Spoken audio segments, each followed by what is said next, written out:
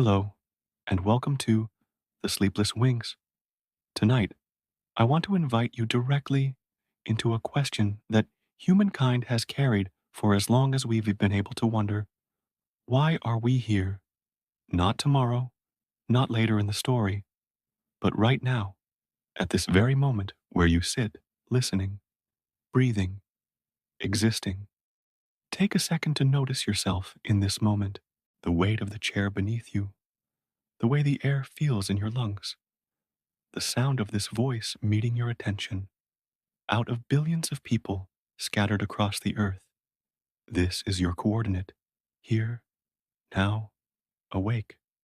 It may seem ordinary, yet when framed differently, it becomes extraordinary.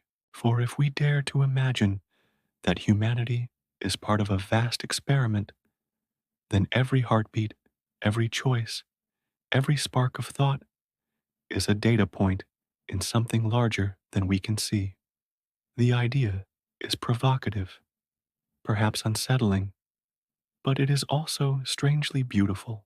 It suggests that our lives are not random scratches across time, but notes in a long composition being heard, even if we don't know by whom. It doesn't matter whether we imagine gods, cosmic intelligences, or future humans looping back through history. The form changes, the essence remains. We are not just drifting, we might be observed. And yet, the goal of this journey is not to prove anything. Proof may never come, and that is fine. What matters is the act of turning the question over in our minds, of holding it to the light, of noticing how it reshapes the way we see ourselves. Asking, why are we here, is itself the experiment, and every human culture has joined in. In philosophy, Aristotle saw purpose, telos, in everything. A stone falls because its nature is the earth. A bird flies because its purpose is the sky, and humans exist to reason. Kant, centuries later, spoke of two things that filled him with awe: the starry heavens above and the moral law within.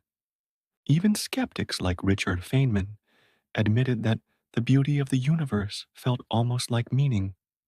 We cannot escape it. Humans crave reason for their presence. Religion answers with stories. In Genesis, humanity is formed from dust and given divine breath. In Hindu texts, the cosmos itself is sacrificed to create people. Indigenous traditions speak of ancestors emerging from stars or caves, guided by mysterious teachers. Each myth is different, but they converge on the same truth. We are not trivial. We are created with intention. Science, too, whispers the same paradox. Darwin, father of natural selection, still confessed awe at the grandeur in this view of life.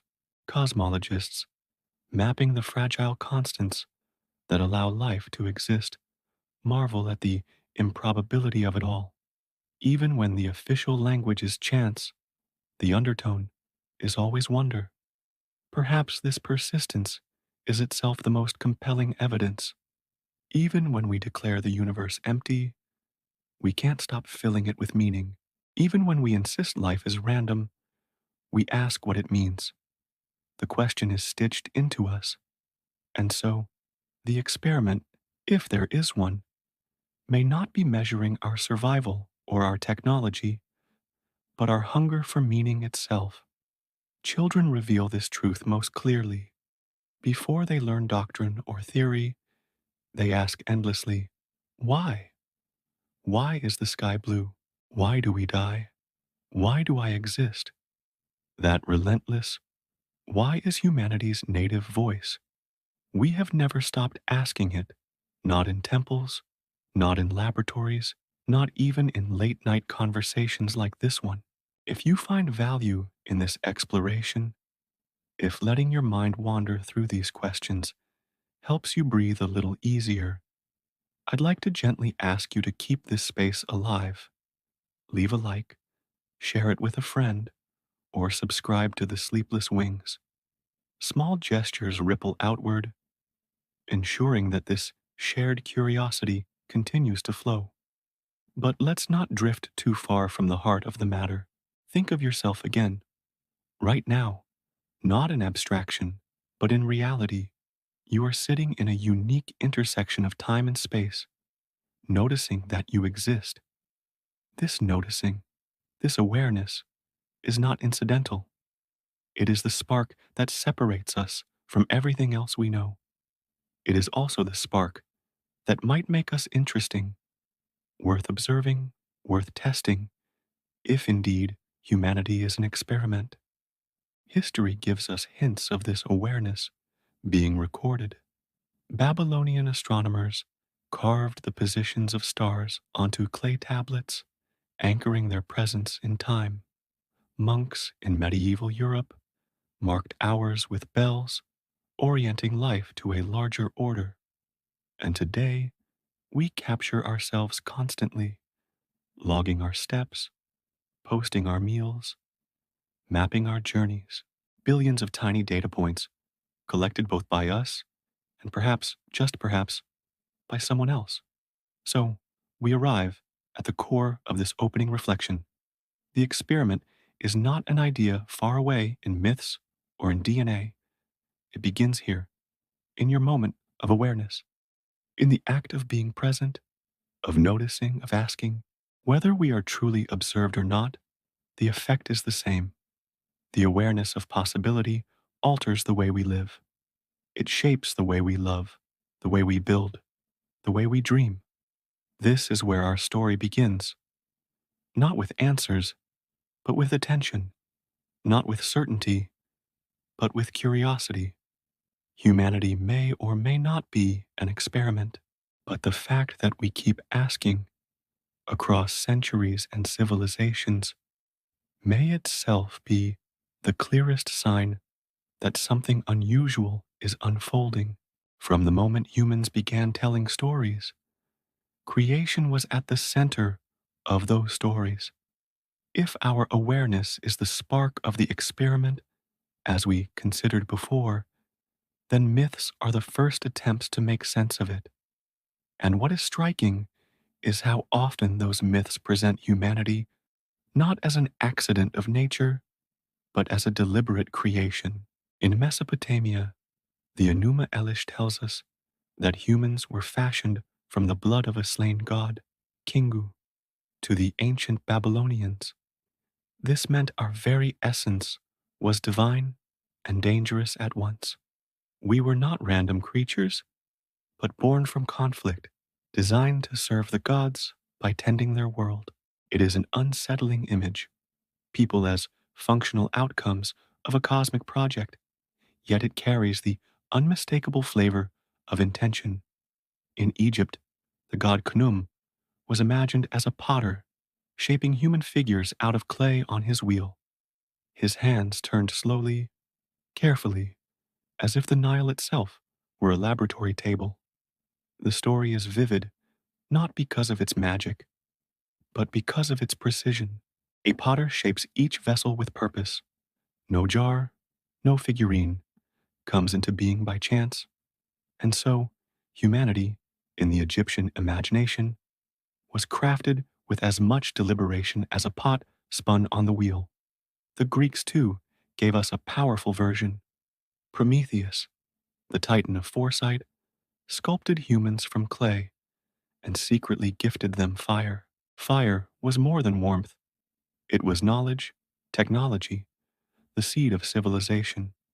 But to steal it for humanity was a violation of cosmic law.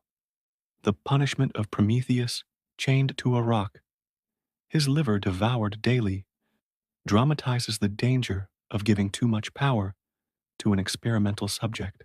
The myth suggests humanity was not only created, but enhanced, altered with upgrades that may not have been intended for us. In the Popol Vuh, the sacred book of the Maya, creation is told as a series of failed experiments.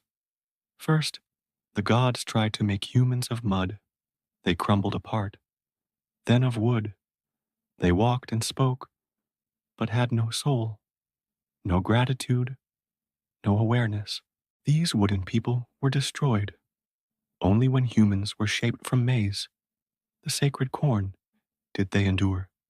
Here, the theme is unmistakable: trial and error, attempts and failures, until the formula worked. The gods, like experimenters, tested prototypes before arriving at a successful model. India's ancient hymns carry similar echoes. In the Rig Veda, the universe itself is born from the sacrifice of Purusha, the cosmic giant.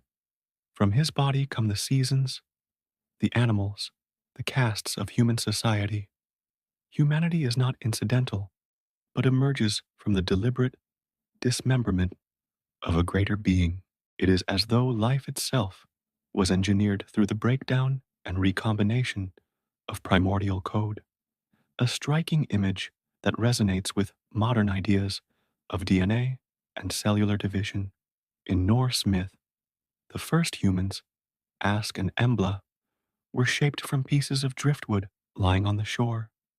The gods, Odin, Vili, and Ve, breathed into them life, consciousness, and senses. Once again, the pattern repeats: raw material, inert and meaningless, transformed into human beings by deliberate infusion. Humanity is framed as a crafted outcome, not a random spark. The Abrahamic traditions tell perhaps the most well known version. In Genesis, God forms Adam from dust and breathes life into him, later shaping Eve from his rib. This is not the indifferent evolution of particles, but the deliberate work of hands and breath. Here, too, we see the experiment frame: humans as subjects, placed in a garden, given rules, and observed to see how they choose. The story is less about how bodies came to be and more about how moral beings behave under conditions of freedom. When we step back from these stories, something remarkable emerges. Cultures, separated by oceans and centuries, repeat the same motifs. Humans are made, not stumbled upon. Clay, wood, maize, blood, dust, different raw materials, same message. Breath, fire, soul, different gifts, same spark. Failure and reset until success. Different trials, same method. These are not stories of random evolution. They are stories of experiments. Even if we read them as metaphor, the metaphors are telling: a potter, a sculptor, a sacrifice, a prototype, all images of intention, design, and purpose. To ancient peoples, humanity was not an accident of physics, but the product of will, often a will that tested, observed, and corrected. Whether divine or cosmic, the experimenter's hand was always there. And notice, too, the recurring theme of boundaries. The gods often limit human power, whether by punishing Prometheus, by destroying ungrateful wooden people, or by setting commandments in a garden. The experiment seems to include not only creation, but constraints, as if to see what choices humans make within carefully drawn lines. It is not only about how we were made, but how we behave once made. What these myths offer, then, is not literal evidence, but symbolic resonance. They whisper that across the world, across time, humans could not imagine themselves as accidents. The stories insisted on intention, and in doing so, they shaped how entire civilizations understood themselves. To live as clay shaped by divine hands, or as maize molded by gods, is to live with a sense of meaning woven into your very being. Perhaps that is why these myths endure, because whether or not they are true, they speak to a truth we cannot shake: the feeling that we belong to something larger, that our presence is not arbitrary, that our lives, like clay on a potter's wheel, are shaped by hands unseen. When we look closely at creation myths, Their power does not lie only in the raw details of clay, maize, or blood. The deeper meaning emerges in the patterns that repeat across cultures, trial and error, the granting of gifts, and the presence of forces that disrupt the design. These patterns hint at a symbolic language, one that feels surprisingly close to the way we think about experiments today. Take the theme of trial and error. The Maya gods first tried to mold people from mud. They collapsed. Then from wood, they walked and talked, but had no spirit. Only when formed from maize did humanity endure. This story is less about maize itself and more about persistence, the idea that creation is not perfect on the first try, that it requires iteration. Anyone who has written a program, baked bread, or composed music knows this process well. Failure teaches, adjustments are made, and eventually, success arrives. To frame humanity this way is to imagine us as the final draft of a multiple prototypes. The same theme appears in other traditions. In Mesopotamia, earlier beings like monsters and primordial gods preceded humans, only to be swept aside as chaos was subdued. In Genesis, even after Adam and Eve, a flood resets the experiment, leaving only Noah's family to repopulate the earth. These resets echo the same method: testing, scrapping, restarting. It is the rhythm of an experimenter refining their design. Equally striking is the recurring motif of divine gifts. Prometheus gives fire, and with it, knowledge. Quetzalcoatl, the feathered serpent of Mesoamerica, gifts maize and culture. In various myths, deities teach writing, agriculture, medicine. These gifts elevate humans beyond mere survival. They are upgrades, enhancements, coded interventions that accelerate development. Fire is not just fire, it is technology. The leap that transforms us from creatures of the wild into builders of civilizations. Why are these gifts so central? Because they suggest that the experiment is not passive. Humanity is not left to stumble blindly, but occasionally nudged forward, seeded with tools that alter the trajectory of the test. A farmer given seeds does not simply survive, they thrive. A writer given letters does not simply speak, they record and transmit. A species given fire does not simply warm itself, it reshapes the planet. And then there is the trickster. Across cultures, this figure enters the stories not as a creator, but as a disruptor. Loki in Norse myth, Coyote among Native American traditions, Hermes in Greek tales. Tricksters steal fire, break rules, introduce chaos. At first glance, they appear to sabotage the experiment. But in truth, they are part of its depth. An experiment without variables, without disruption, teaches nothing. Tricksters embody uncertainty, unpredictability, the reminder that humanity cannot be controlled entirely. Consider Prometheus again. He defies Zeus by giving fire to humans. From the divine perspective, this is rebellion, a breach of protocol. But from the human perspective, it is liberation. Without Prometheus, we would remain in the dark. Without tricksters, we might remain obedient but stagnant.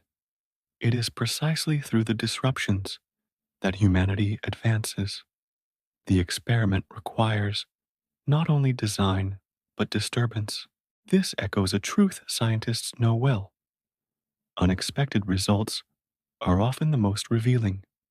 A control group may behave as predicted, but it is the anomalies, the outliers, the variables gone astray that reveal new laws.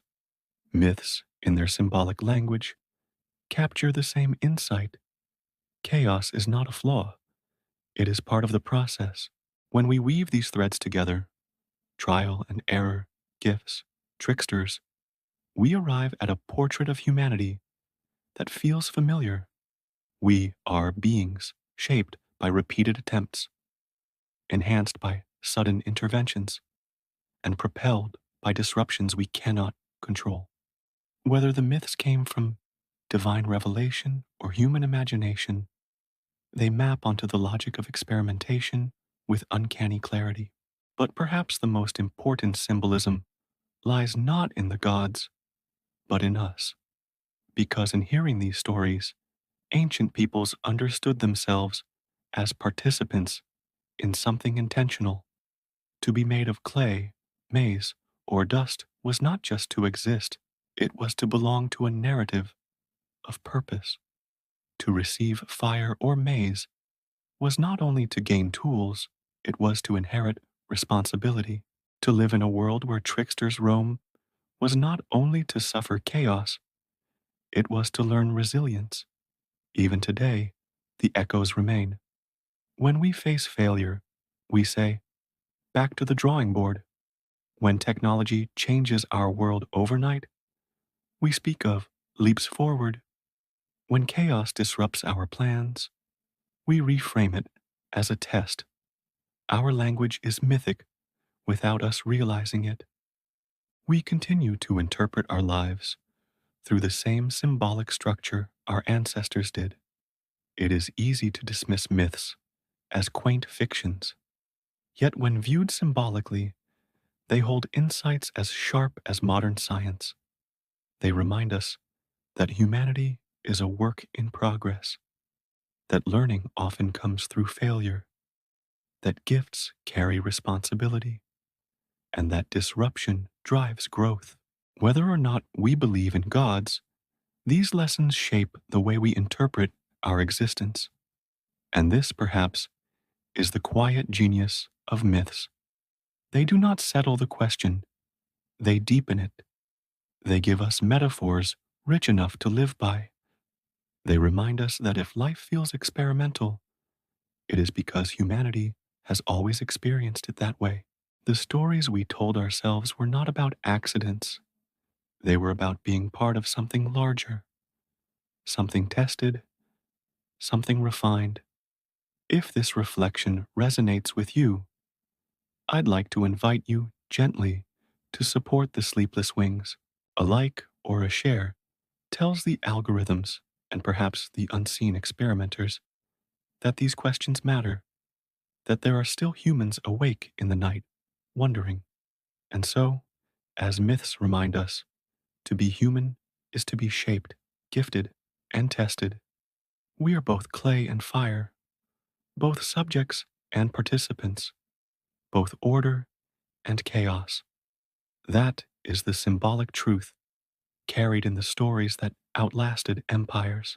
If creation myths describe the beginning of the experiment, then flood myths and stories of destruction describe the resets. They are reminders that experiments are not always linear, that sometimes the test must be run again under different conditions. And across cultures, the same theme echoes. A great catastrophe washes humanity away, leaving only a few to start anew. In the Hebrew Bible, the story is familiar. Humanity has grown corrupt, violent, lost in selfishness. God grieves and decides to cleanse the world with water, sparing only Noah, his family, and pairs of animals. The ark becomes a floating laboratory, preserving life through a reset. After the flood recedes, a rainbow seals the new covenant. The test will continue, but under a promise. Humanity is given another chance. Mesopotamia tells nearly the same tale in the Epic of Gilgamesh. Utnapishtim, the Mesopotamian Noah, is warned by the gods of an approaching flood. He builds a vast boat, fills it with animals, and survives the deluge. When the waters recede, he releases a dove to test the earth's dryness. The details may differ, but the rhythm is the same. Corruption, flood, survival, renewal. It is as though two separate civilizations, Hebrew and Babylonian, remembered the same catastrophic reset. In Hindu tradition, the Satapatha Brahmana recounts Manu, a righteous man warned by a fish that a flood would come. He builds a boat, ties it to the fish's horn, and is guided safely through the waters. Again, only a remnant survives to rebuild the world. The pattern repeats across the globe. The Aztecs believed humanity had passed through multiple suns or ages, each ended with destruction by jaguars, by wind, by fire, by flood. Our current age, the fifth sun, is itself precarious, destined one day to collapse so a new one may rise. In this cosmology, humanity is not one continuous line, but a series of iterations. Each version teaches something, then ends. Even among Native American traditions, flood stories abound. The Hopi tell of wickedness spreading across the earth until the Creator destroyed it with water, sparing only the righteous who hid in reeds. The Ojibwe speak of a flood that covered the earth, after which animals helped recreate land by diving to the bottom and bringing up soil. Each version holds the same underlying principle. Failure leads to cleansing, cleansing leads to renewal. Why is this motif so universal? One possibility is memory. Perhaps ancient people lived through devastating floods, and the trauma embedded itself in collective storytelling. Another possibility is symbolism. Water represents chaos, destruction, the wiping away of mistakes. But viewed through the experiment lens, the flood motif resembles a reset button. The experiment had veered off track, too much violence, too little gratitude, imbalance, and so it was restarted with a smaller, more carefully chosen sample. This interpretation casts humanity not as doomed victims, but as subjects still within the experiment. Resets are not final, they are recalibrations, and the survivors, whether Noah, Utnapishtim, or Manu, are like control groups carried forward, ensuring continuity while variables are reset. Notice, too, that these stories often end with a gift or covenant. After the biblical flood, God gives the rainbow as a sign of promise. In some traditions, new laws or teachings are introduced after catastrophe. This suggests that resets are not just punishment, they are opportunities to improve the design. The flood is destructive, but it is also instructive. The test is restarted with new conditions, new rules. Even outside myth, history reflects a similar rhythm. Civilizations rise, collapse, and rise again. The ruins of Sumer, the ashes of Rome, the abandoned cities of the Maya all speak of cycles. Sometimes collapse comes through war, sometimes famine, sometimes disease. Yet from each reset, new cultures emerge, often carrying fragments of the old.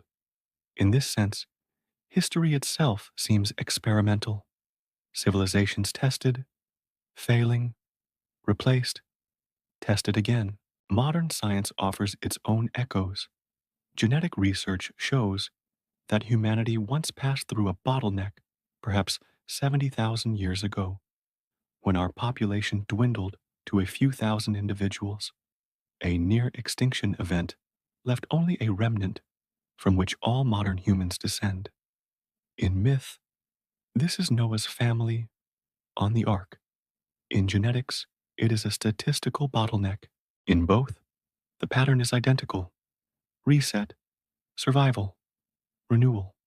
What does it mean, symbolically, that humanity tells itself these stories again and again?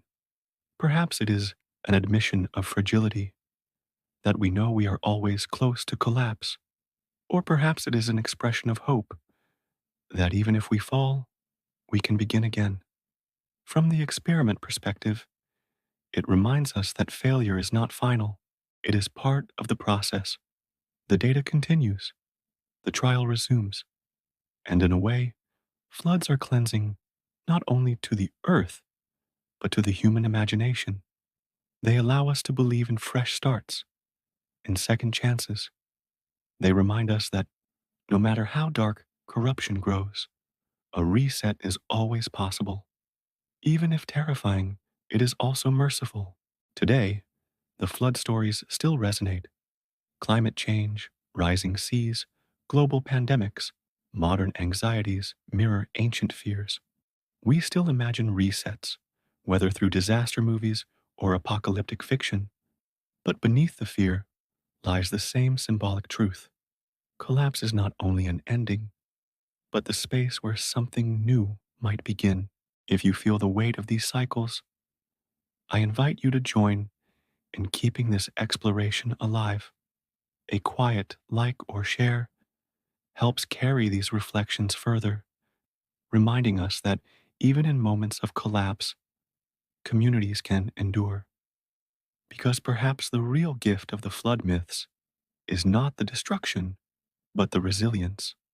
Humanity endures, learns, begins again. If this is an experiment, then every reset proves the same point. The test continues. Among the most provocative threads in humanity as storytelling is the idea that we haven't been alone, that other beings, whether divine or cosmic, have not only shaped us but watched over us. These are not merely gods ruling from distant heavens, but figures who walk among us, teach us, and sometimes vanish. They are remembered in myth as creators, but also as watchers, and their presence lingers in traditions far older than modern speculation about aliens or simulations. The Sumerians, among the earliest civilizations we know, told of the Anunnaki.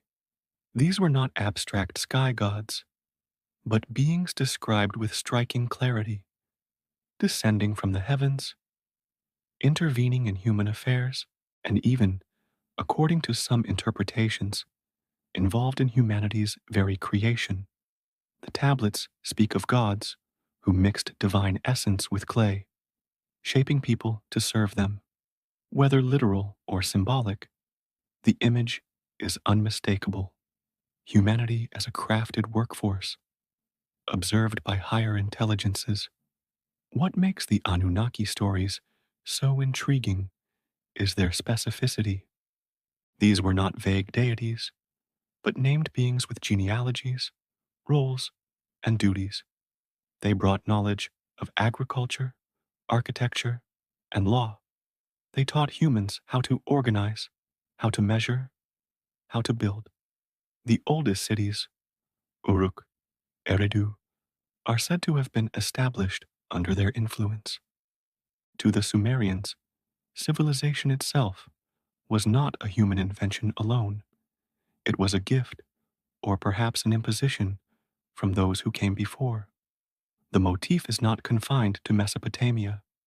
Across the Atlantic, among indigenous peoples of North America, stories speak of the sky people, figures who descended from above, married into tribes, and passed down knowledge. Among the Iroquois, Sky Woman falls from the heavens and lands on the back of a turtle, creating the world through her presence. Among the Cherokee and Lakota, legends describe beings who walked among humans before withdrawing. In each, the pattern is the same. Visitors arrive, intervene, and leave behind fragments of knowledge. Perhaps the most striking example comes from the Dogon people of Mali. Long before telescopes could confirm it, the Dogon told of Sirius, the bright star in Canis Major. To them, Sirius was not one but two stars, a visible one and a smaller, denser companion invisible to the naked eye.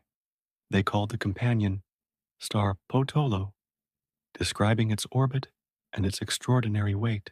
Modern astronomy would confirm these details centuries later when Sirius B was observed as a white dwarf, dense beyond comprehension. How could the Dogon know? The mystery remains. Some suggest cultural contamination from early contact with modern astronomy. Others wonder if the Dogon preserved knowledge passed down from ancient visitors. These stories, Anunnaki, Sky People, Sirius, may not be literal records, but symbolically, they circle the same idea that humanity remembers contact, remembers being observed, remembers being taught, whether we call them gods, spirits, or travelers. The Watchers represent the notion that we are part of a larger conversation, not solitary actors on Earth's stage. It is worth pausing to notice how these myths shape human imagination. To see oneself as the child of gods or the student of sky beings is to live with an enlarged sense of identity. It tells a people that their skills, their crops, their tools are not accidents, but inheritances, that civilization itself is a trust passed down, perhaps even a responsibility to uphold. This perspective changes how cultures view themselves. They are not merely surviving, they are participating in a greater drama. Skeptics, of course, offer simpler explanations.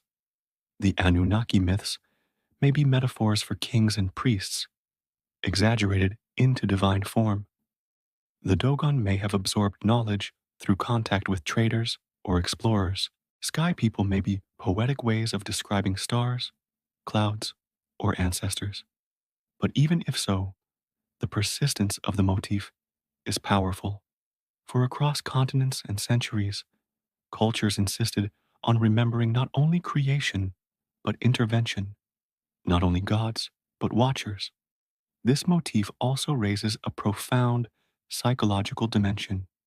To believe you are being watched changes behavior. A child behaves differently when they know a parent is near. A society behaves differently when it feels accountable to higher powers. Perhaps the watcher motif endures because it encodes a truth about human nature, that we live more carefully, more meaningfully, when we believe we are not alone. And even in modern times, the watcher theme has not vanished. It surfaces in UFO sightings, in theories of ancient astronauts, in the idea that humanity may be part of a cosmic zoo observed by advanced civilizations who prefer not to intervene openly. It surfaces in literature and film, from gods in disguise to aliens in spacecraft. It surfaces in philosophy, in the haunting possibility that our universe itself is a simulation observed by creators beyond our comprehension. The old myths did not die, they evolved with new vocabulary. But whether we take these stories literally or symbolically, they remind us of something essential. Humans have always sensed presence, the feeling that eyes are upon us, whether divine, ancestral, or cosmic, runs deep in our collective memory. It shapes our ethics, our creativity, our longing to connect beyond ourselves. And so the Watchers, however we name them, continue to matter. They are the part of the experiment that suggests humanity is not only being tested, but observed, not only created, but monitored, and perhaps, in some sense, cared for. If these old stories stir something in you, consider joining this exploration in a small but meaningful way. A like or a share helps keep the sleepless wings aloft, carrying these questions further into the night. In the end, the experiment of humanity is not only about gods or visitors, it is also about us, about how we choose to remember, connect, and wonder. The idea that humanity's story can be erased and rewritten is not limited to flood myths. Across the world, cultures imagined cycles of destruction and renewal, entire ages rising and falling, civilizations reset like experiments restarted under new conditions. These stories suggest that failure is not final, that endings prepare the way for beginnings, and that humanity itself may be part of a series of iterations. The Aztecs held one of the clearest versions of this vision. They believed in the five suns, five distinct ages of the world. Each sun was born, flourished, and then destroyed by a catastrophe. The first ended with jaguars devouring humankind. The second collapsed in violent winds. The third was consumed by fire raining from the sky. The fourth drowned in floods. And now we live in the fifth sun, destined, like the others, to end. For the Aztecs, history was not linear progress, but cycles of destruction and renewal, as though humanity itself were tested in multiple scenarios. In Hindu cosmology, the cycles stretch even further, vast beyond imagination. The universe passes through endless kalpas, ages of creation, preservation, and dissolution. At the end of each cycle, Shiva dances the dance of destruction, dissolving worlds into nothing, only for Brahma to create again. Within this grand rhythm, humanity arises and disappears countless times. The experiment is not a single attempt, but an infinite repetition across cosmic time. The Norse sagas also tell of such cycles. Ragnarok is the destined destruction of gods and men alike, a final battle that consumes the world in fire and ice. Yet even here, the story does not end with obliteration. After the flames die, new lands rise from the sea, green and fertile. A new sun shines, and two humans emerge from the woods to repopulate the earth. Destruction is never final. It is the doorway to renewal. What unites these traditions is their refusal to treat collapse as meaningless. Instead, collapse is woven into the design. Just as a scientist discards a failed trial to prepare for the next, the cosmos itself seems to use catastrophe as a tool for refinement. The experiment is not derailed by failure, it depends on it. History, too, bears this rhythm. Consider the fall of Rome. For centuries, the empire stretched across continents, building roads, aqueducts, and cities. Yet in time, it fractured, overwhelmed by invasions, corruption, and decay. To contemporaries, it must have felt like the end of the world. But from the ashes of Rome emerged medieval Europe, with new systems of law, language, and faith. Collapse gave rise to renewal. Or think of the Maya, whose great cities, Tikal, Copan, Palenque, were abandoned, swallowed by jungle. The civilization fragmented, but its knowledge, language, and traditions endured, feeding into later cultures. Destruction was not disappearance, it was transformation. Even in our own time, echoes of cycles can be seen. The Black Death in the 14th century wiped out vast swaths of Europe's population. Yet in its aftermath, labor became more valuable, feudal structures weakened, and seeds of the Renaissance were planted. A tragedy became the soil for renewal. The cycle of collapse and rebirth continues, both in myth and in reality. Why do humans tell such stories? Perhaps because we sense the fragility of our creations. Cities, empires, technologies, they feel permanent, yet history proves otherwise. By framing destruction as part of a cycle, myths offer consolation. Even if everything falls, something will rise again. Catastrophe is not the end of the experiment, but the adjustment of its conditions. Viewed symbolically, these cycles reveal something profound about how humans interpret meaning. To see destruction as random is despair. To see it as reset is hope. If humanity is part of an experiment, then disasters are not only punishments, but recalibrations. They wipe away noise, clearing the ground for new data, new trials, new potential. This perspective resonates today. Climate change, pandemics, global tensions all stir fears of collapse.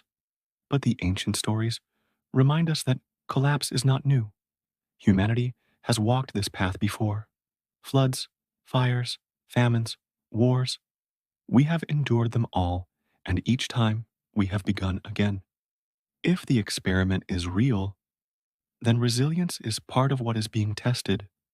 Notice, too, the humility encoded in these myths. They remind us that we are not in control of everything. Forces larger than us, whether gods, nature, or time, can reset the board in an instant. Yet they also remind us of our capacity to start again. To be human is to be fragile, but also to rebuild. And so the cycles of destruction and renewal are not stories of despair, but of endurance. They say, yes, you may fall. Yes, your cities may crumble, your empires collapse, your civilizations fade, but you will rise again. The experiment will continue, not despite the collapse, but because of it. If this reflection stirs something in you, if you've ever felt both the fragility and resilience of life, I'd like to invite you to keep walking with the sleepless wings. A small gesture of support, a like or a share, helps this exploration endure, just as humanity has endured countless resets. Because in the end, the cycles teach us this: destruction is never the last word. Renewal always follows. The experiment is not about perfection on the first try, but about persistence across ages. When ancient peoples described humanity being shaped from clay, dust, or maize, they reached for the raw materials that felt most elemental to them. Clay was pliable, dust was ever present, maize was the source of life. Each symbol captured the sense of being formed deliberately from something simple into something extraordinary. Today, science has uncovered our own elemental medium. It is not clay or maize, but DNA, the molecule that carries the blueprint of life. DNA is, in a sense, the modern clay. Within its spiraling ladder of nucleotides lies the entire instruction manual for building a human being: how tall we may grow, how our hearts beat, how our brains develop, even how we are predisposed to illness or resilience. To look at DNA is to look at the most astonishing script ever written, a text composed not of words, but of four letters: A, T, C, G. From these, all the diversity of life emerges. What is most striking is how closely DNA aligns with the logic of creation myths. In the Mesopotamian tale, humans are made from divine blood mixed with clay, a recipe carrying both material and essence. In Genesis, God breathes life into dust, adding spirit to matter. DNA mirrors this same fusion: matter shaped by information, biology animated by code. It is as though the metaphors of myth foreshadowed what science would later reveal. The body is clay, but what makes it human is the code inscribed within. Think of it this way: if clay is form, DNA is formula. Clay can be shaped into any vessel, but without intention, it is just mud. DNA carries that intention at the molecular level. It directs, organizes, and instructs. It is not a random pile of matter, but a structured program. If humanity is an experiment, then DNA is the medium through which the experiment is conducted. The beauty of DNA is its simplicity and depth. Only four bases, arranged in sequences, create endless possibilities, much like the binary code of computers: ones and zeros, DNA uses repetition and combination to produce complexity. From this perspective, life resembles information technology. Cells are processors. DNA is the operating system. Proteins are the output. Ancient myths spoke of gods shaping us with their hands. Science reveals that nature, or perhaps something beyond nature, shaped us through information. This leads to profound symbolic resonance. The ancients imagined being molded by potters or sculptors. Today, we know we are molded by code. Both images suggest intention. Both suggest design. The difference is scale. Myths told of gods in human form, while science points to processes written in molecules. Yet both insist that humanity is not accidental mud, but patterned clay. DNA also carries an extraordinary implication: memory. Within each strand lies not only your personal blueprint, but the history of life itself. Buried in the code are fragments of ancient viruses, remnants of evolutionary twists, echoes of species long gone. In a sense, DNA is not just clay, it is clay inscribed with history, clay that remembers. If the experiment has been running for eons, DNA is the record book. And consider this: humans have now reached the point where we can edit DNA. With CRISPR and other technologies, we can cut, paste, and rewrite the code of life. In doing so, we take up the role once reserved for gods in myth. We become the potters, reshaping clay at the most fundamental level. This raises unsettling questions. If we alter ourselves, are we still within the original experiment, or are we beginning a new one? And if the experiment was designed, what will its designers think of us editing their script? There is also the haunting mystery of why DNA is so efficient. Of all possible molecules, why this one? Why a code so robust, so universal, that it governs every living thing we know, from bacteria to whales to humans? Some scientists argue that DNA feels almost too perfect, as if it were the optimal solution, chosen out of countless possibilities. This has led to provocative speculations. Is DNA not only a natural outcome, but a signature, a chosen template, a universal language seeded across the cosmos? The symbolic power of this cannot be overstated. To see DNA as clay is to realize that we are not just matter, we are text. We are living stories, written in code, unfolding across generations. Each of us is a chapter, carrying forward the script, adding variations, passing it on. Myths once told of being shaped from dust. Science now tells us we are shaped from letters.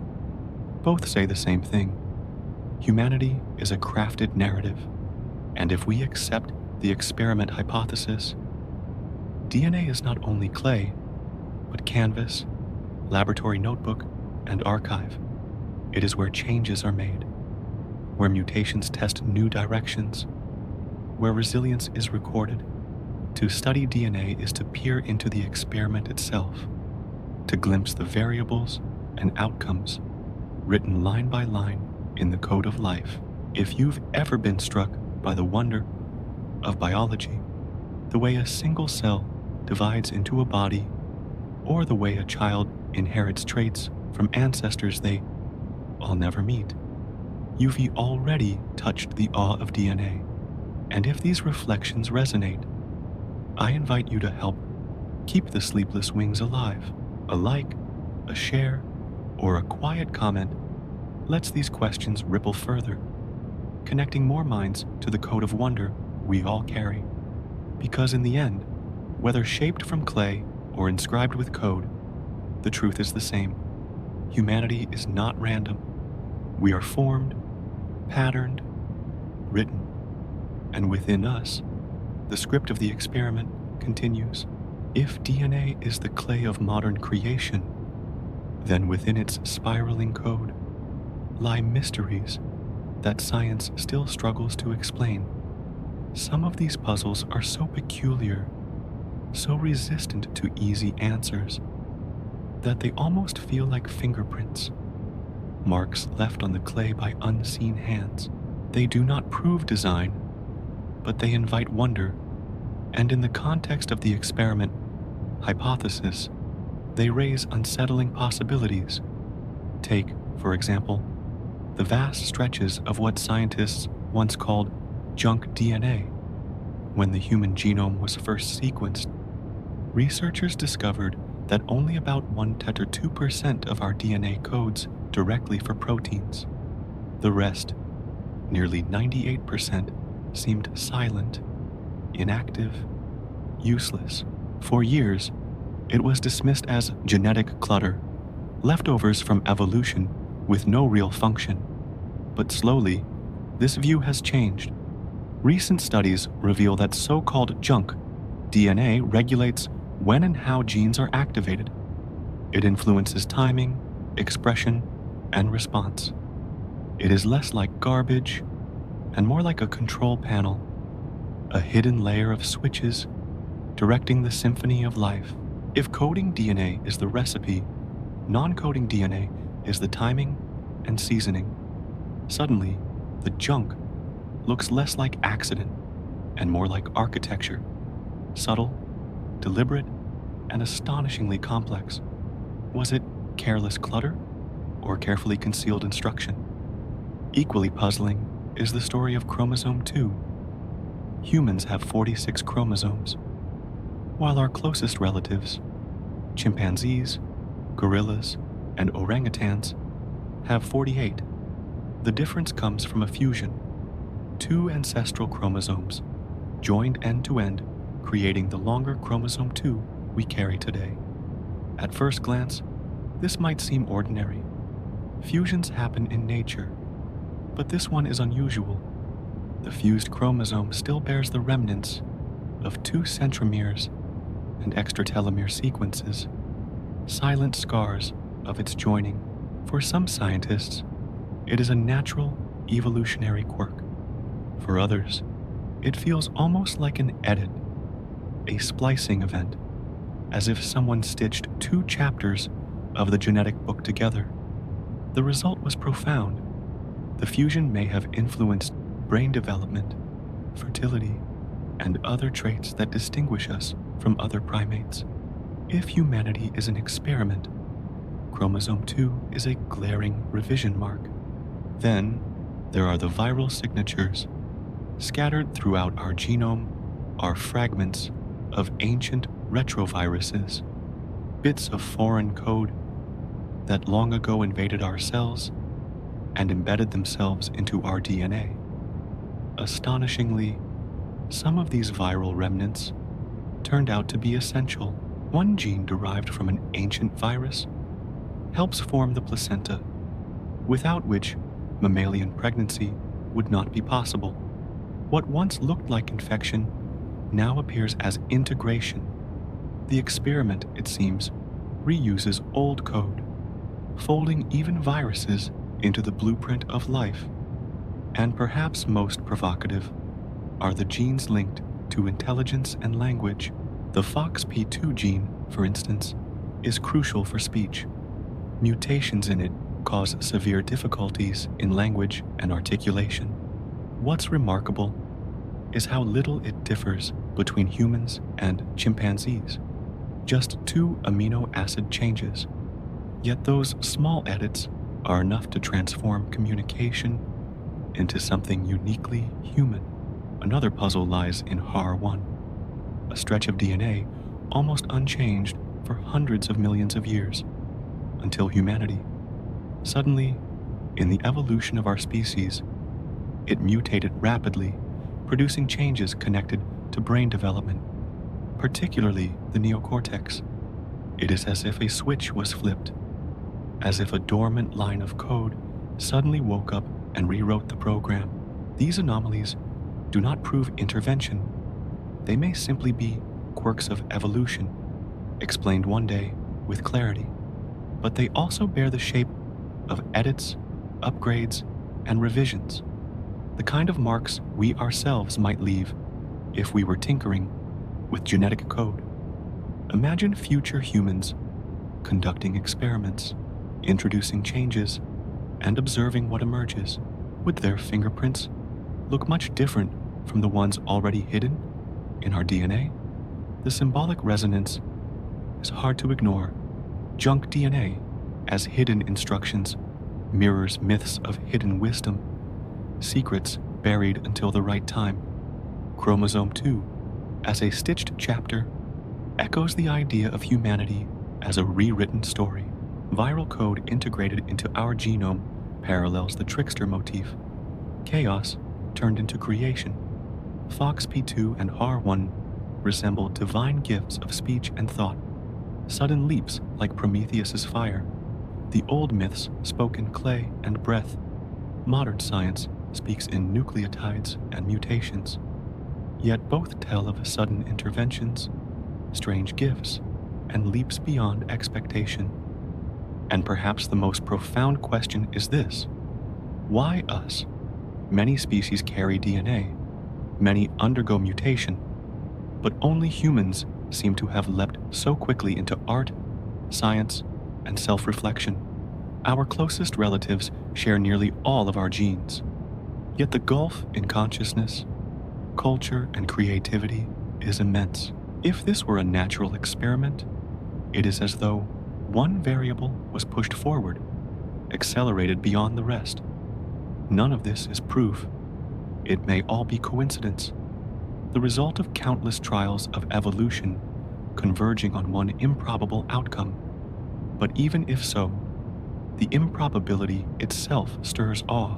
The code is not only functional, it is poetic. It carries mystery, like myths do, inviting interpretation beyond the literal. If these puzzles spark something in you, the sense that our DNA is more than a molecule, that it is a story still unfolding, I would like to gently invite you to join in sustaining this exploration. A simple like, a share, or even a comment becomes part of the data, proof that curiosity itself is alive. And perhaps that is the truest sign of all, that the experiment is ongoing and that we are both subjects and participants, because hidden within our very cells lies the most astonishing question: is this code simply the product of chance, or is it the signature of intention?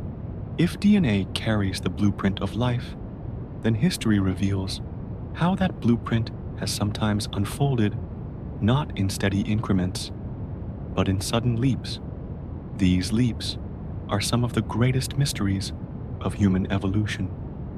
They do not follow the slow rhythm of gradual change, but appear almost as if a switch were flipped, as if the experiment accelerated overnight.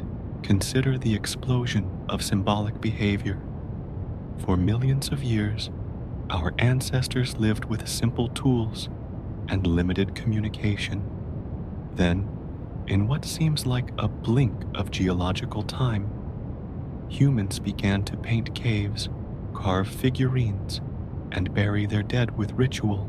The caves of Lascaux and Chauvet in France, filled with vivid images of bison, horses, and mysterious symbols, date back more than 30,000 years. Their sophistication suggests not mere survival, but imagination, symbolism, and storytelling. The leap from shaping a stone tool to painting a vision of the hunt on a wall is immense. Language tells a similar story. While primates communicate with calls and gestures, human language is a system of infinite possibility, able to describe not only immediate needs, but abstract ideas, memories, and dreams. Archaeologists and linguists debate when this leap occurred, but the consensus is that once language emerged, culture accelerated rapidly. Ideas could be passed down with precision, shared across generations. Built upon, the experiment shifted from biological evolution to cultural evolution. Progress no longer depended on genetic changes alone. It could now be carried by words. Ritual, too, emerged suddenly. Archaeological sites reveal graves filled not only with bodies, but with ornaments, tools, and pigments. These were not practical necessities. They were symbols, gestures of meaning. To bury the dead with care is to acknowledge mystery, to imagine something beyond death.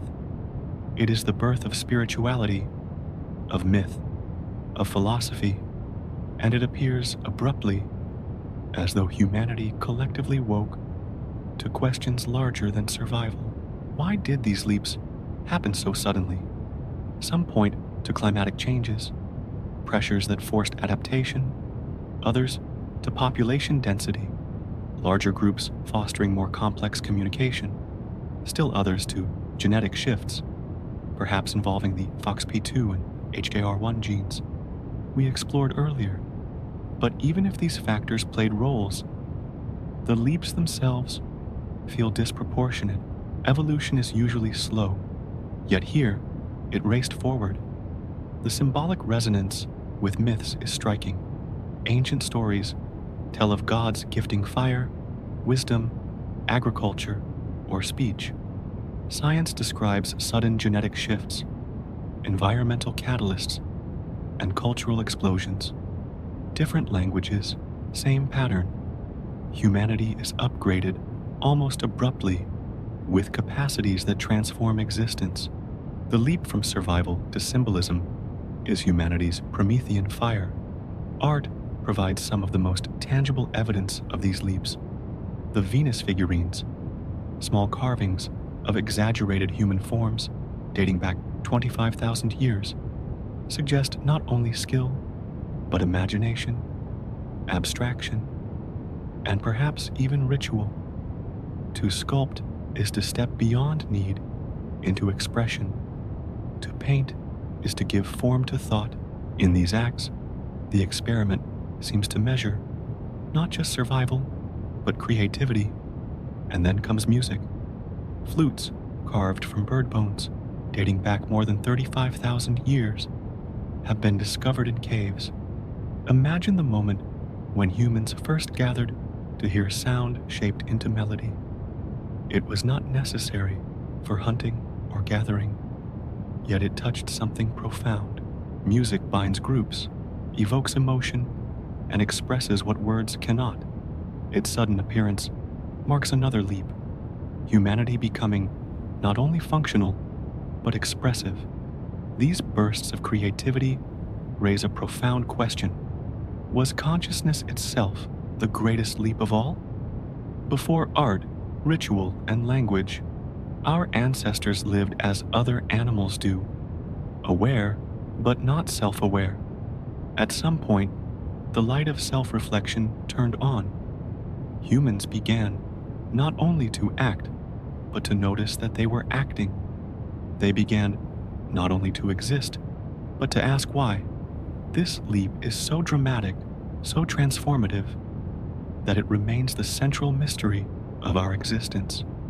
From the experiment perspective, these leaps are critical data points. They are the moments when humanity shifted trajectories, when variables changed drastically. A slow climb became a vertical ascent. A species of tool users became a species of dreamers. And with each leap, the scope of the experiment widened. Survival was no longer enough. Now meaning, creativity, and awareness were on trial. Modern science still cannot fully explain these jumps. Why art? Why ritual? Why music? Evolutionary theories suggest they strengthened group cohesion, aided survival, or signaled reproductive fitness. But these explanations feel incomplete. A bison painted in a dark cave is more than survival strategy. It is testimony. It says, "We were here. We saw. We imagined." It is an act of consciousness carved into stone. And so, whether through divine gifts, genetic quirks, or unseen hands, humanity has leapt forward in ways that feel almost miraculous. Each leap sets us apart from our cousins in the animal kingdom. Each leap adds layers to the experiment, not just how we live, but how we imagine, how we symbolize, how we wonder. If reflecting on these leaps makes you pause, if you feel awe at the thought of a human hand carving a flute 35,000 years ago, I invite you to keep this exploration alive. A like, a share, even a quiet comment keeps these questions resonating.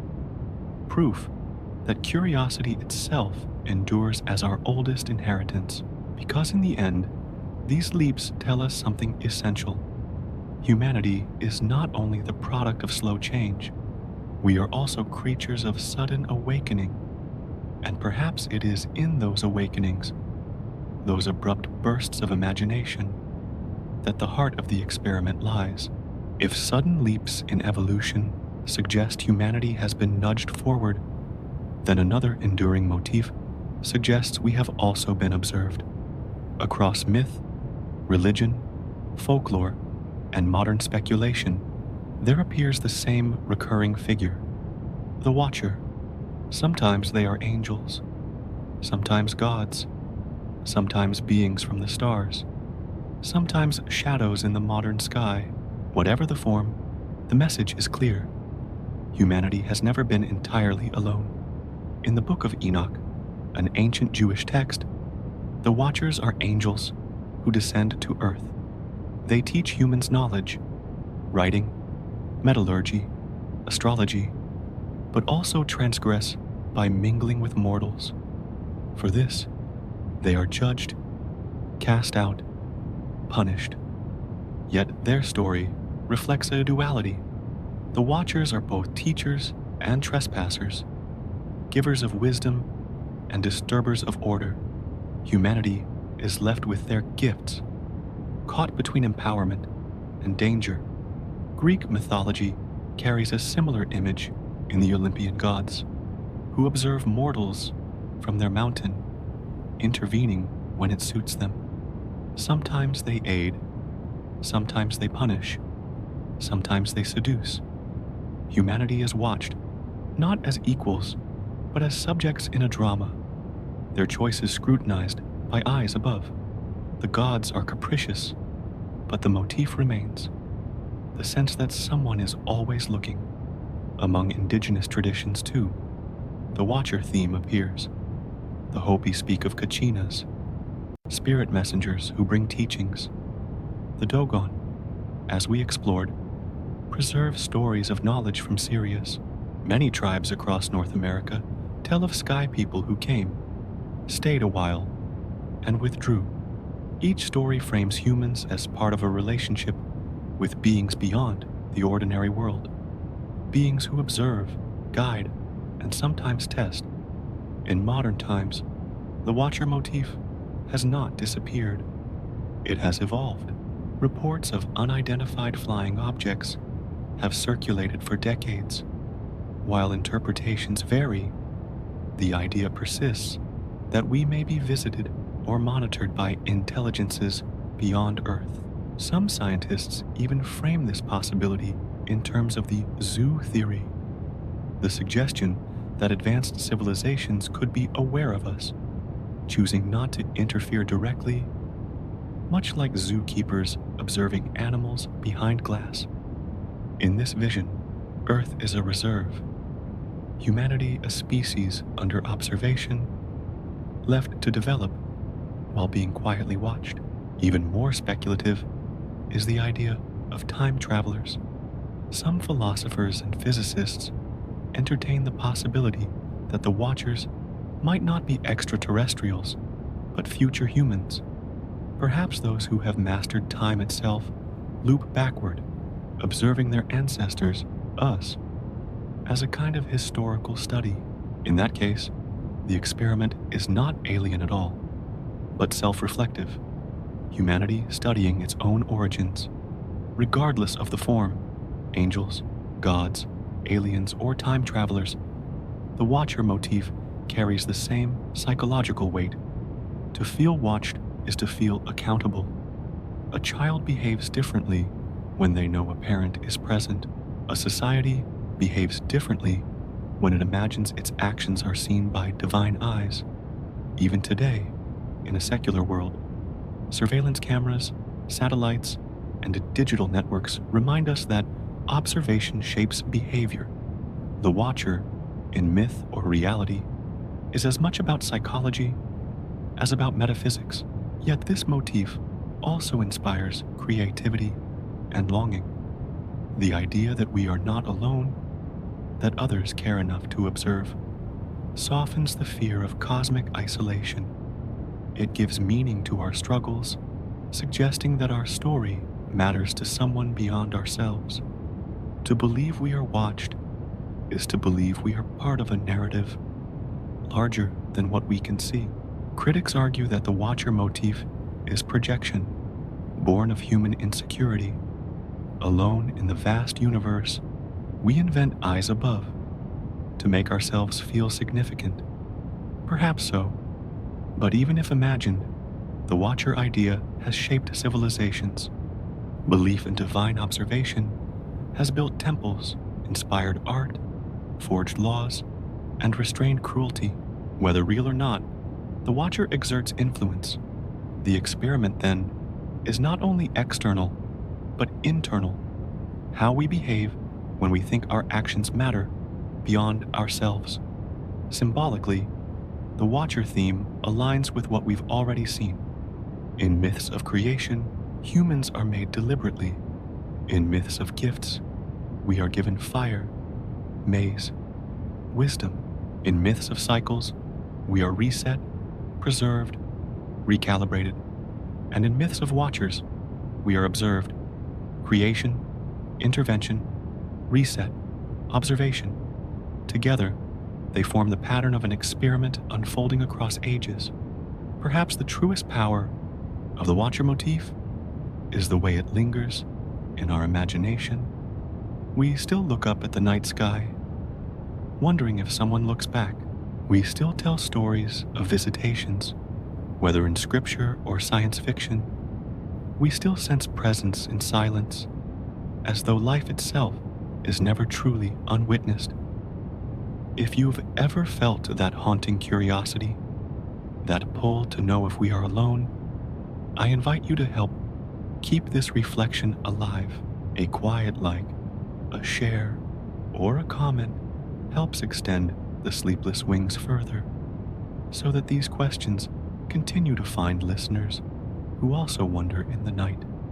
Because whether or not watchers exist, the fact that humanity has always imagined them reveals something essential. We long to be seen. We long to be part of something larger, and perhaps that longing itself is evidence that the experiment is still unfolding. To be watched is to be changed. The knowledge, or even the belief, that eyes are upon us alters how we live, how we behave, how we make choices. This truth is not confined to myth or modern surveillance. It is woven into the very psychology of being human. Whether we imagine angels taking note, ancestors observing from the beyond, or strangers tracking us through cameras, the effect is the same. We act differently when we believe someone is watching. Religions have long understood this principle. In many traditions, God is not only creator, but witness. The eyes of the Lord are everywhere, says Proverbs, a statement as much about psychology as about theology. To live under the gaze of the divine is to feel accountable beyond human judgment.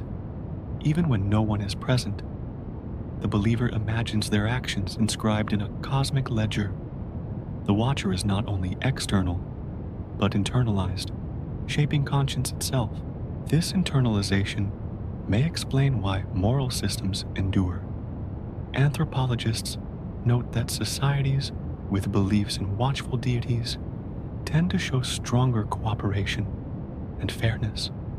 The belief that transgressions will be seen and punished, even if not by humans, encourages ethical behavior. In this sense, the watcher motif functions as a stabilizing force. It guides communities toward trust, restraint, and responsibility. But the effect is not limited to religion. Consider the modern world of surveillance cameras. Studies show that when people see even a drawing of an eye near a donation box, they contribute more. A simple cue of observation increases generosity. Likewise, cameras in public spaces reduce petty crime, not because they prevent it, but because they create the sense of being seen. The psychology is ancient. Observation elicits accountability. There is, however, a paradox. The feeling of being watched can inspire morality, but it can also breed anxiety. To live under constant scrutiny is to live with tension, the weight of judgment pressing in. In some traditions, the watcher is benevolent, in others, punitive. The same gaze that inspires goodness can also instill fear. Humanity has oscillated between comfort and dread under the imagined eyes of the watchers. The ethical implications run deep. If people behave better when they feel observed, does that mean morality is dependent on surveillance? Is goodness only sustained when eyes are present, whether divine or digital? Or does observation simply awaken a deeper truth that humans long to live meaningfully, to be seen, to matter? Perhaps the answer lies in the dual role of the watcher. On one hand, they restrain, reminding us not to act selfishly when we could be caught. On the other, they affirm, reminding us that our lives are not invisible, that our choices are not meaningless. To be seen is to exist in relation, and this relational existence is at the heart of morality. Think of a child proudly showing a drawing to a parent.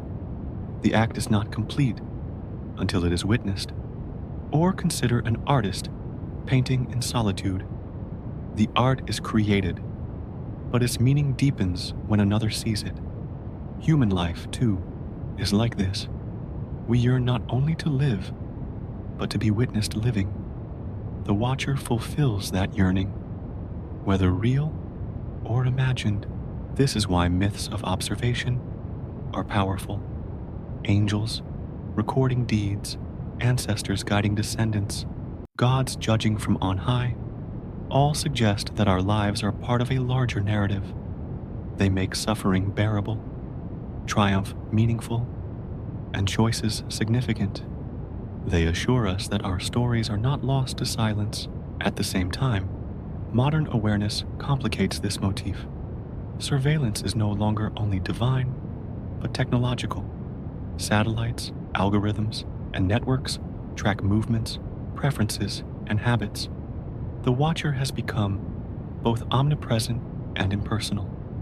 Unlike gods or ancestors, these eyes do not care about morality. They care about data. The result is unsettling. We are observed, but not necessarily understood. And yet the ancient psychology persists. Even under digital eyes, people alter behavior.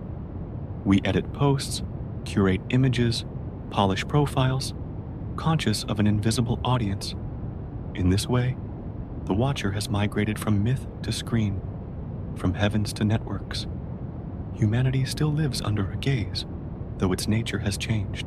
What remains constant is the transformative effect. To believe we are seen, whether by gods, spirits, strangers, or cameras, is to shape our lives in response. And perhaps that is the essence of the experiment. Observation does not merely record data, it alters outcomes. Just as in quantum physics, the act of measuring can change what is measured. So, in human life, the act of being seen changes how we live. If reflecting on this makes you pause, if you've ever acted differently because you felt watched or wondered about the unseen witnesses in your life, I invite you to carry this exploration forward. A simple like, a share, or a comment helps extend the sleepless wings, keeping alive the shared awareness that we are, in some sense, all observing each other. Because in the end, to be human is to live as though seen. Our morality, our creativity, our longing for meaning, all are shaped by the imagined gaze.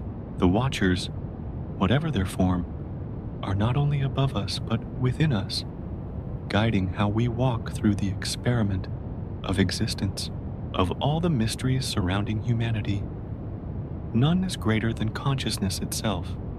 We can measure brainwaves, track neurons firing, map chemical pathways, but none of this explains why there is an inner life, a you behind your eyes, experiencing the world.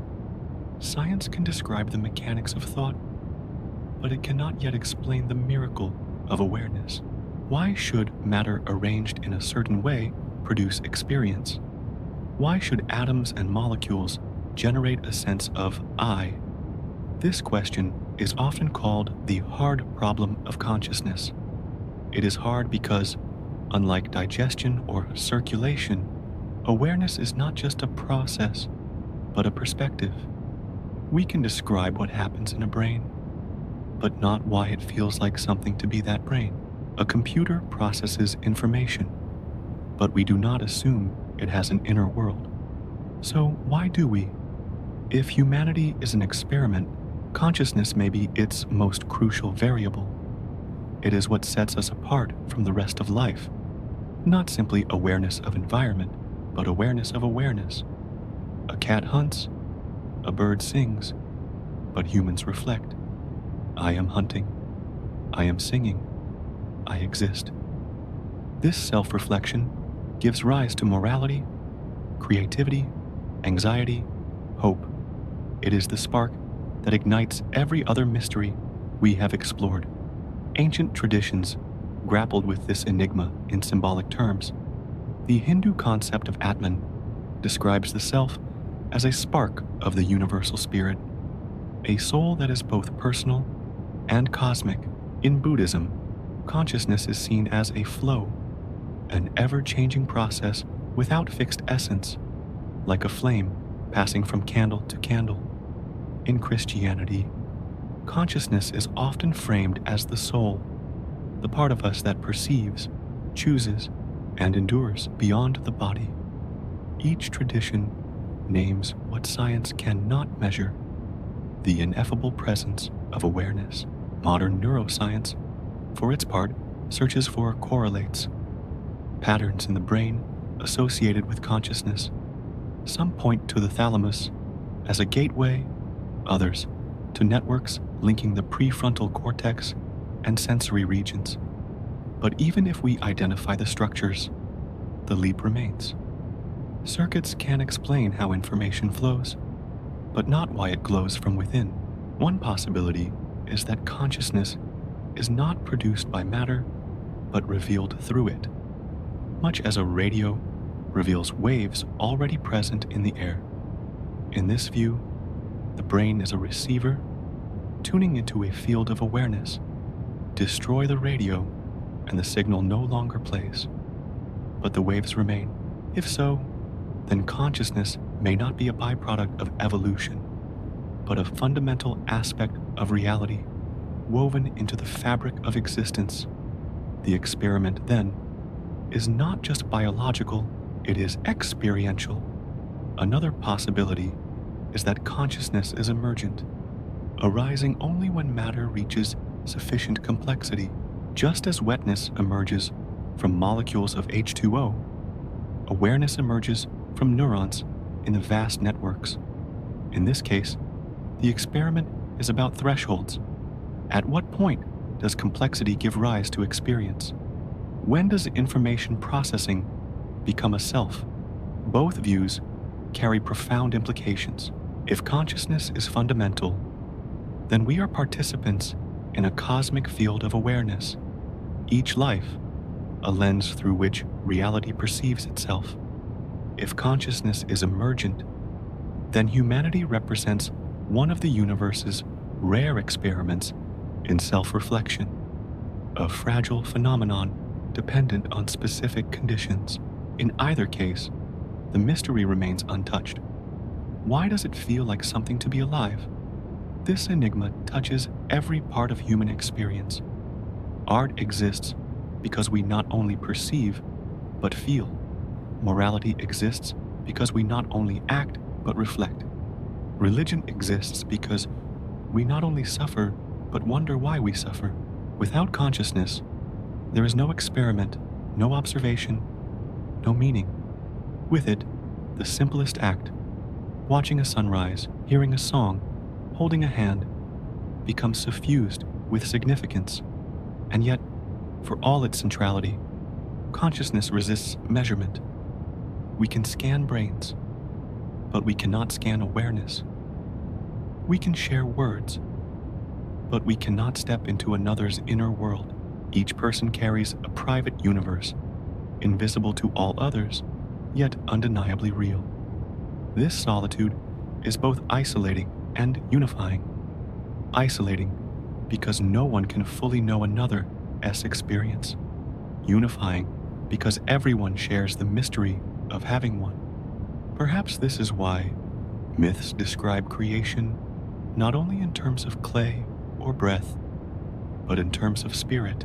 To add breath is to add awareness, to animate dust into being. The experiment is not complete with form or function alone. It requires the spark of consciousness. Without it, humanity is clay without breath, code without interpretation, life without witness. And so, we arrive at a paradox. Consciousness is the most intimate reality we know, yet the least understood. It is closer than breath, yet beyond explanation.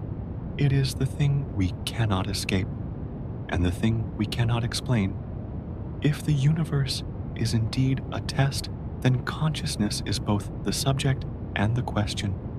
If reflecting on this gives you pause, if you've ever wondered why there is a you at all, I invite you to help carry this conversation further. A like, a share, or a comment helps keep the Sleepless Wings aloft, spreading reflections on the enigma we all carry within us. Because in the end, consciousness is not only the heart of the experiment, it is the very light by which the experiment is seen. If consciousness is the spark that makes us aware, then free will, creativity, and dreams are the currents that make us unpredictable. These qualities do not simply help us survive, they allow us to step beyond survival, to imagine, to choose, to shape futures that do not yet exist. In the framework of an experiment, they are the wild variables, the elements that resist control, that introduce novelty, that keep outcomes open. Free will has always been debated. Do we truly choose? Or are our decisions determined by genes, environment, and chemistry? Neuroscience shows brain activity milliseconds before we make a conscious decision, suggesting that choice may be less free than we believe. Yet subjectively, the experience of choice is undeniable. We feel it when standing at a crossroads, when deciding whether to forgive, when resisting temptation. Even if free will is not absolute, the sense of agency is real, and it shapes how we live. From an experimental view, this is remarkable. A test with predictable outcomes is simple. A test with unpredictable agents is complex. If humanity was designed, why leave room for freedom? Perhaps because without it, nothing truly new could emerge. Creativity, morality, innovation, these require choice. A world of automatons might be efficient, but it would lack surprise. Free will injects possibility into the experiment. Creativity deepens this unpredictability. Humans do not only adapt to environments, we imagine worlds beyond them. We paint, sing, invent, and tell stories. A simple melody can move hearts across cultures. A new tool can reshape civilizations. A story can ignite revolutions. Creativity transforms raw existence into expression, turning survival into significance. Consider the leap from stone tools to digital networks. No other species has bridged such a gulf. Beavers build dams, ants build colonies, but humans build symphonies, cathedrals, spacecraft. Creativity is not required for survival, yet it flourishes, suggesting that the experiment is not about efficiency alone. It is about emergence, the capacity of life to generate beauty and meaning. Dreams add another layer. Every night, we enter worlds of symbols, stories, and strange logic. Dreams make no sense for survival. While vulnerable, we lie still and hallucinate, yet they persist. Some scientists argue dreams consolidate memory, others that they rehearse threats, but beyond function, dreams reveal a theater of imagination inside the mind. They allow us to explore fears, desires, and possibilities unconstrained by reality. Cultures across time have treated dreams as portals to wisdom. Ancient Egyptians saw them as messages from the gods. Indigenous traditions used them for guidance and healing. Freud called them the royal road to the unconscious. Jung saw them as archetypal patterns, connecting individuals to a collective psyche. In every interpretation, dreams are not dismissed as random noise, but valued as insight, as if humanity instinctively knows that the dream world is part of the experiment. The combination of free will, creativity, and dreams makes humans remarkably uncontainable. We do not merely respond to stimuli. We imagine futures. We do not simply follow instincts. We compose symphonies. We do not only see the world as it is, we dream it otherwise. This unpredictability is both our gift and our danger. It has given us art and science, but also war and exploitation. The experiment allows freedom, but freedom carries risk. Perhaps this is precisely the point. If the experiment were designed to measure survival alone, predictable behavior would suffice. But if it is designed to measure imagination, resilience, and choice, then free will and creativity are essential. They allow humanity to reach heights unprogrammed, to stumble into both brilliance and catastrophe. They test not just what we are, but what we might become. This raises a profound question. Are we free within boundaries, like pieces moving in a game with rules? Or are we truly free, capable of rewriting the rules themselves? The answer remains elusive, yet even the illusion of freedom has power. Believing we can choose changes how we live. Believing our dreams matter changes how we act. Believing our creativity can shape the future drives us to build, to heal, to explore. And so, in the experiment of humanity, these elements remain central.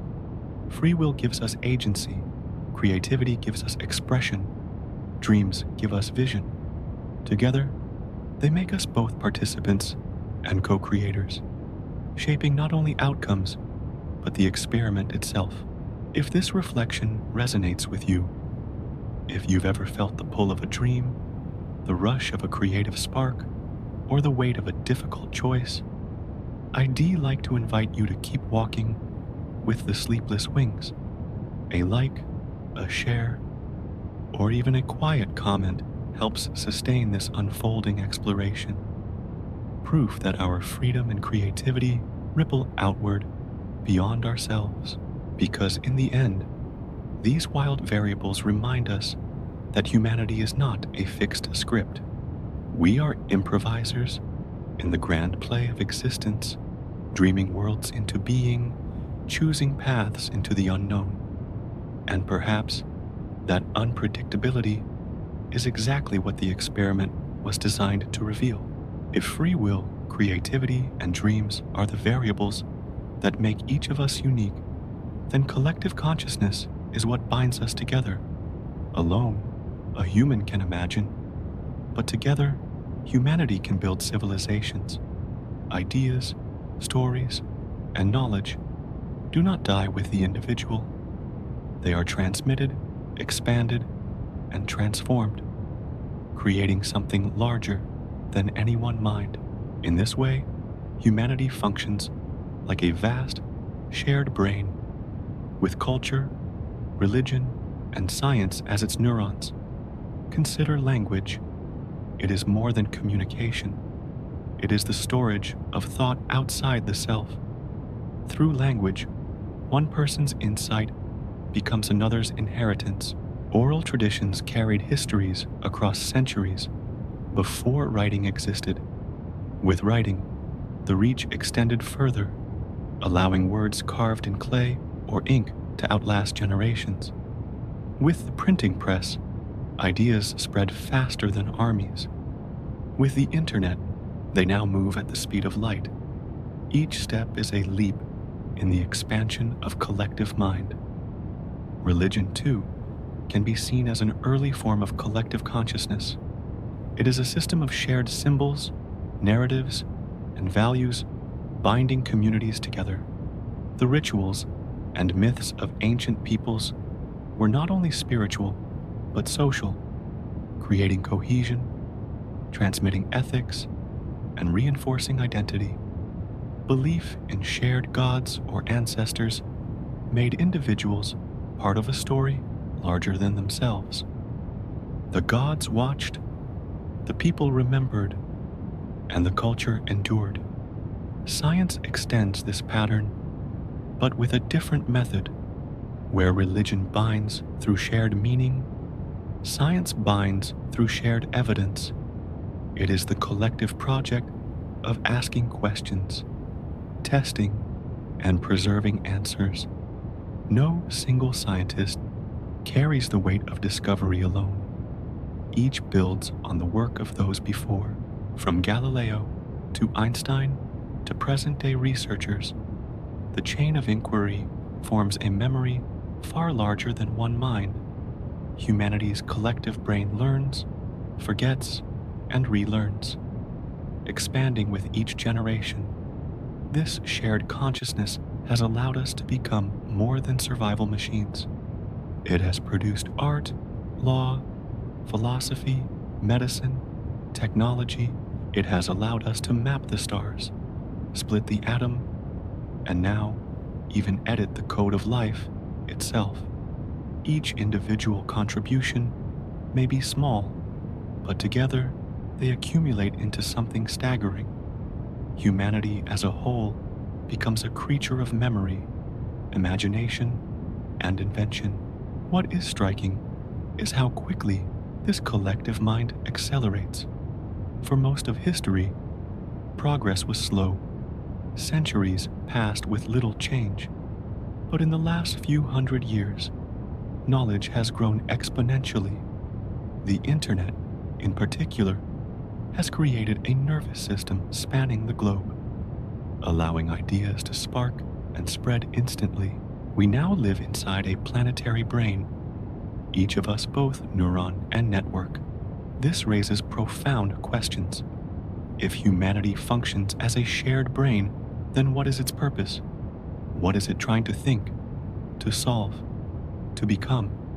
Myths and religions offered one answer: to seek the divine, to align with gods, to live ethically. Science offers another: to uncover truth, to expand understanding, to master the unknown. Perhaps both are facets of the same drive, the longing of the collective mind to wake up fully. The experiment perspective makes this even more intriguing. If humanity is being tested, then perhaps it is not only as individuals, but as a collective. The measure is not just how a single person behaves, but how billions connect, create, and evolve together. Are we capable of functioning as one organism, or will we fracture under pressure? Can the global brain act coherently, or will it collapse into noise? The dangers are clear.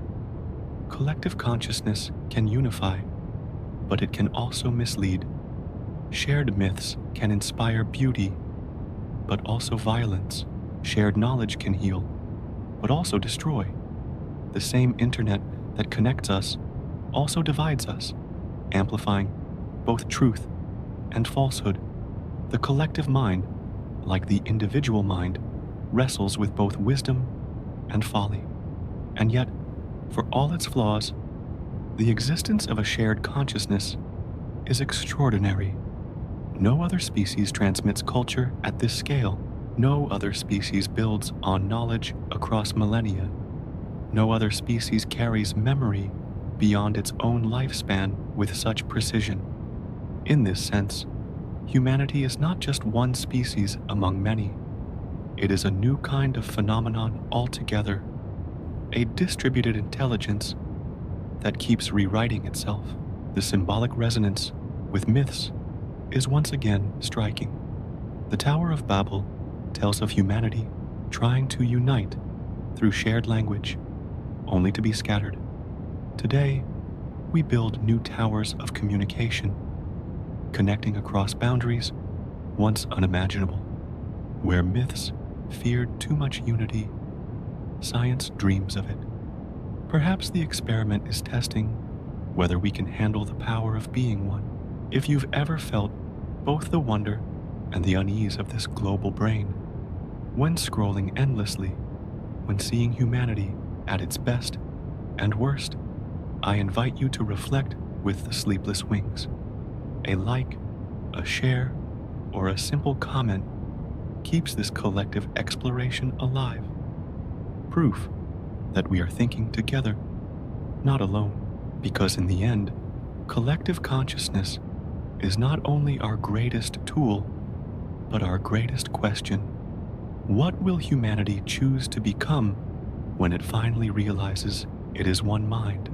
From the clay of ancient myths to the code of DNA, from the sudden leaps of art and language to the enduring presence of watchers, from the fragility of collapse to the resilience of renewal, one pattern emerges.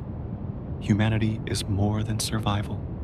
We are a story unfolding, full of anomalies, mysteries, and awakenings.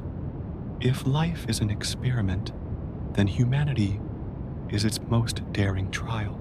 The question is not whether the experiment is real in some literal sense. The question is what it reveals about us, the myths we tell, the science we uncover, the choices we make. All suggest that something is being measured, something more profound than technology or survival. What is on trial is not only intelligence, but imagination, not only strength, but meaning, not only existence, but awareness. Creation stories remind us that we are shaped, not random. DNA reveals a code too intricate to be dismissed as mere accident. Sudden leaps in culture suggest that awakening is built into our nature. The watcher motif teaches that we live differently when we feel seen. Consciousness confronts us with the most intimate and unanswerable question. Why does awareness exist at all? Free will, creativity, and dreams make us improvisers rather than machines. And collective consciousness shows that we are more than individuals, that together we form a living brain, thinking across time. What then is being tested? Perhaps resilience, our ability to rise after collapse. Perhaps morality, our ability to choose compassion when we might choose cruelty. Perhaps imagination, our ability to dream futures beyond what we inherit.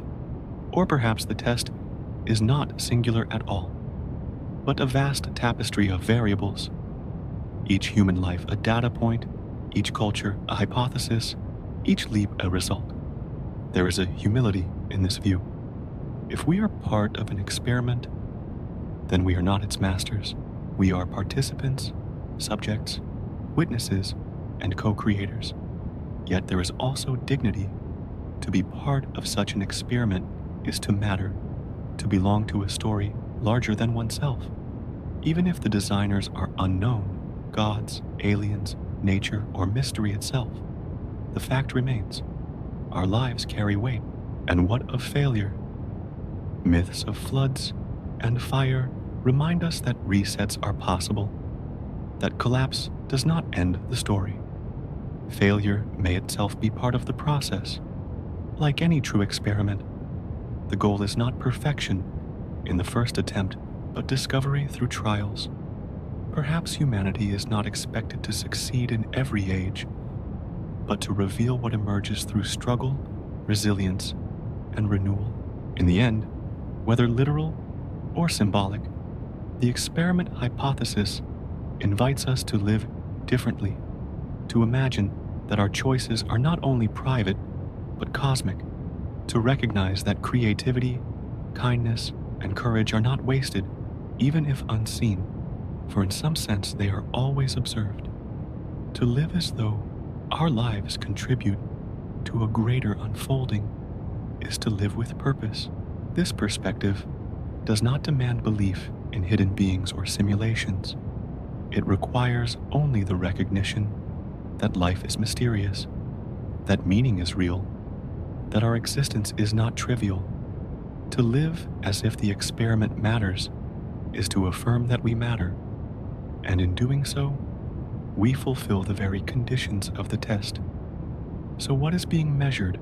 Perhaps it is whether a species born from dust and code can rise to awareness, can choose compassion, can create beauty, can endure collapse, can dream worlds into being. Perhaps the experiment asks only this: given freedom and fragility, what will humanity do? If these reflections resonate with you, I invite you to help keep the Sleepless Wings alive. A like, a share, or a comment is more than interaction. It is participation in this shared journey, proof that curiosity and wonder still ripple outward, because whether or not we are an experiment, the truth remains. Our lives are not meaningless. They are threads in a story, sparks in a field of consciousness, songs in a chorus of memory, and perhaps that is all the answer we need.